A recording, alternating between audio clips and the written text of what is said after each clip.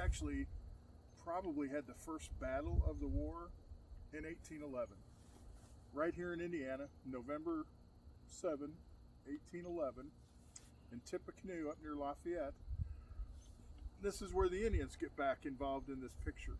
So there's two Shawnee Indians, Tecumseh, who is their military and political leader, and his brother, the Prophet, who is their religious leader, their shaman, and they're very charismatic.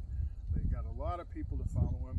Tecumseh has this idea, let's get all the Indian tribes that we can to gather together in a consolidated group and fight the whites as a whole, instead of piece by piece, one tribe by themselves will be much stronger as a group.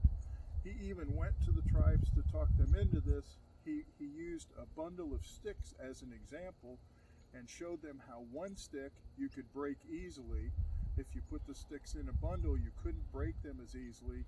He then alluded to the fact that one tribe could be beaten easily. You put all the tribes together, and it would be harder for the whites to overcome them.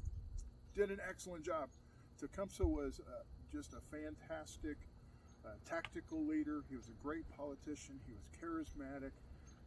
He spoke several languages, including English. In the prior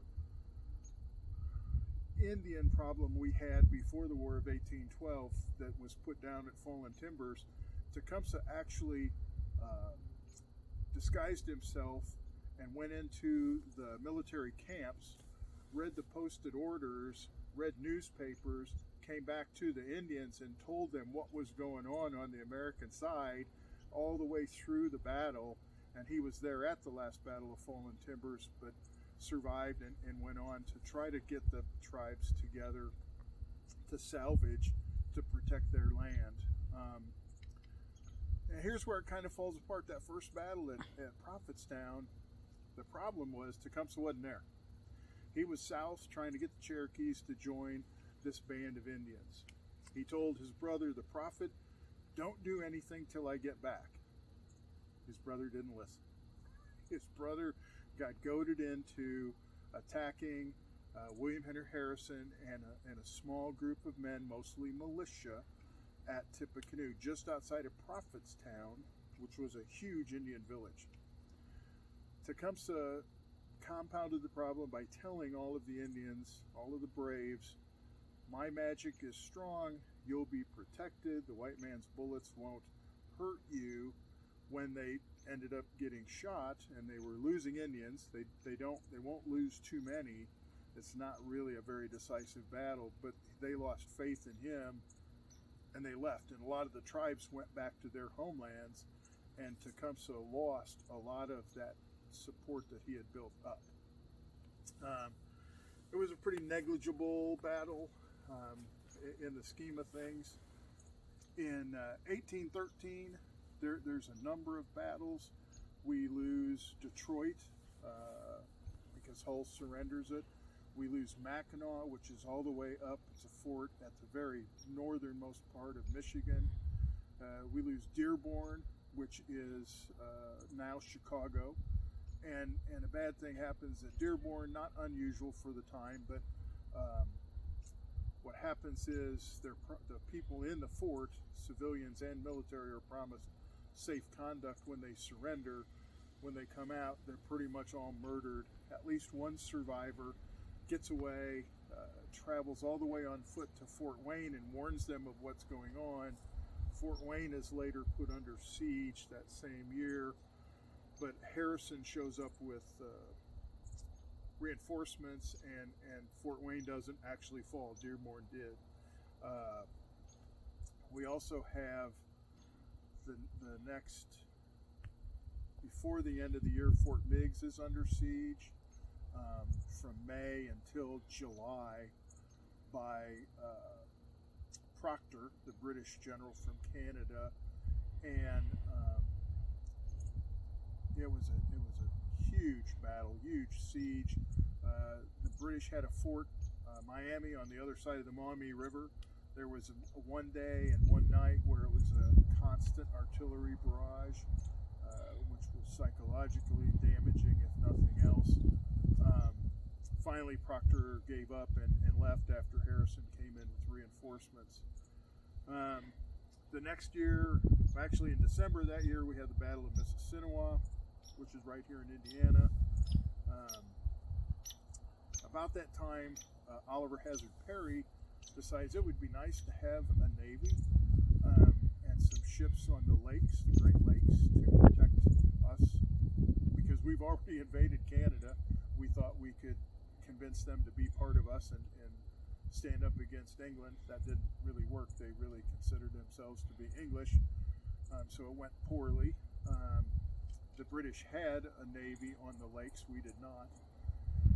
And by that next year, we have the Battle of Lake Erie, Put-in-Bay, South Bass Island, where Perry, after getting his command ship basically blown to bits, he moves to another ship, keeps on fighting, and ends up winning the battle.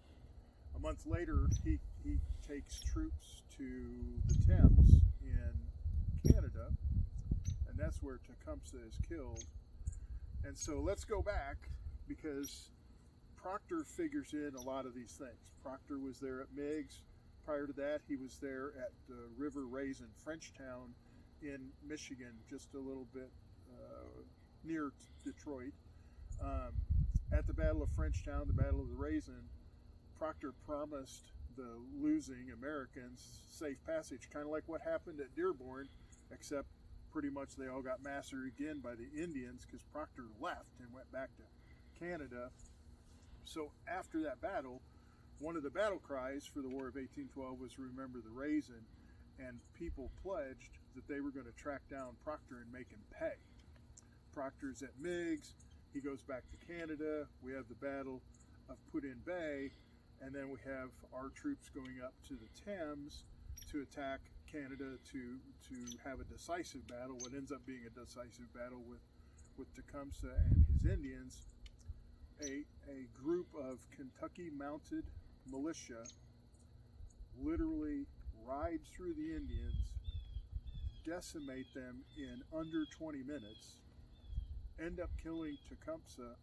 Proctor, early on the battle, thinks it's a good time to leave and heads back further into Canada, and they're chasing him because they want to make him pay, and he knows that. Nobody's sure who killed Tecumseh. There's some people that say he wasn't killed. He was carried off the battlefield. Pretty sure he was killed. His body was identified. And at this point, we're having battles all over this country. From Canada, where we started the fight, to the northern parts of the states where William Henry Harrison is leading troops, to the southern parts of the states, from all across the what we call the Gulf of Mexico, from New Orleans to Florida, and Andy Jackson is leading those troops, and then we have various people leading troops on the East Coast against true British regulars and Navy trying to take over things. At this time, after the Battle of Thames in 1814, the British invade Virginia. They burn the Capitol building. They burn the House, the Capitol building, and they burn the White House, which was called the President's Mansion at the time. Only thing that stops both buildings from burning down is a huge storm, including a tornado that kind of ends the battle and chases the British off. A month later, they're up at Fort McHenry in Baltimore, and they lay siege to that fort from the bay, from the port of Baltimore. And there's so many bombs and rockets going off, and that's where we get the song "The Star Spangled Banner" that Francis Scott Key wrote on a ship in the harbor while all that was going on.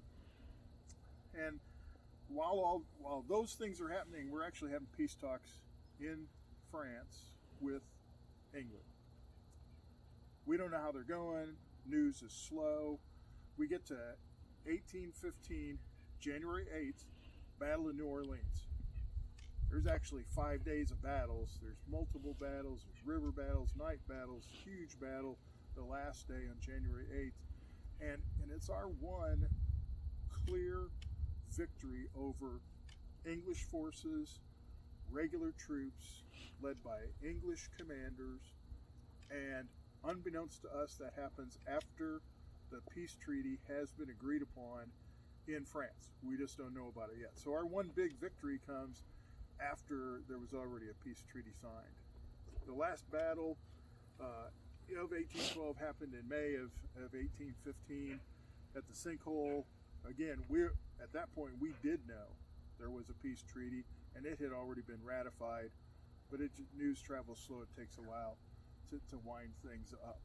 So that's a list of the causes, some of the battles, how long it took, 1811 to 1815 basically, for the War of 1812.